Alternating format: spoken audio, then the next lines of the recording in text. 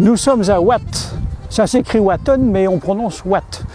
Et Watt est entièrement lié dans son histoire, dans son existence, au fleuve AA. Vous connaissez tous, AA, 2 lettres. Et c'est un fleuve parce qu'il se jette directement dans la mer du Nord, à Gravelines. Et évidemment, il y a toujours eu des querelles entre l'abbaye de Saint-Omer et puis l'abbaye de Watt, et même la petite ville de Watt.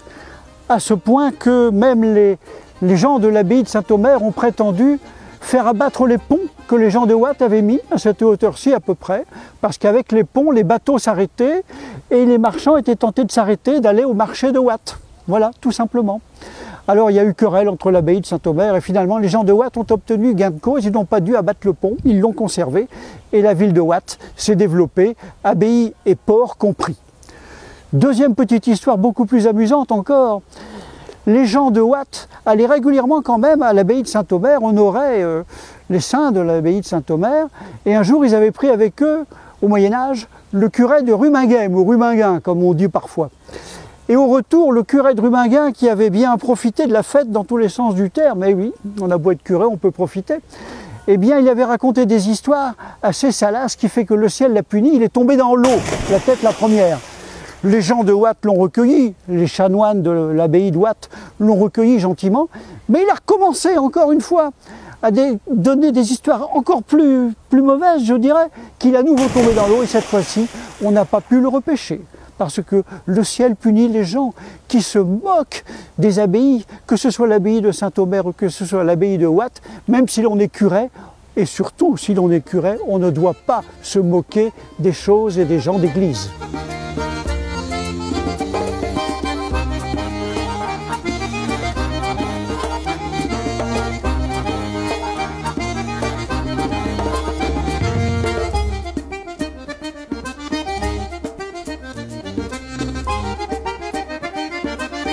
C'est en admirant ce moulin qui date de 1732 et qui est construit entièrement en dur que l'on se rend compte de l'importance économique de l'axe de la vallée de la Haye et de la Colme, qui s'en va jusqu'à Bergues, qui remonte jusqu'à Bergues.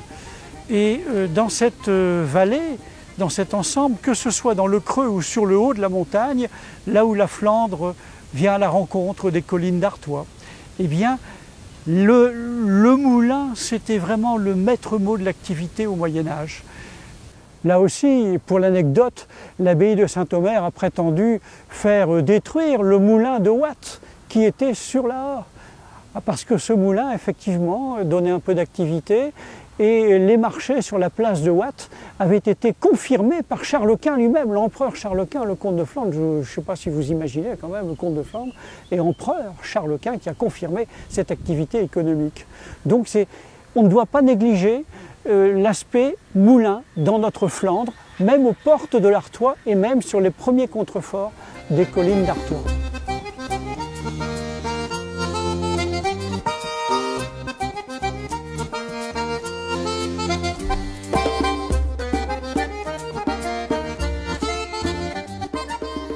L'abbaye est située sur la hauteur, évidemment, on domine tout.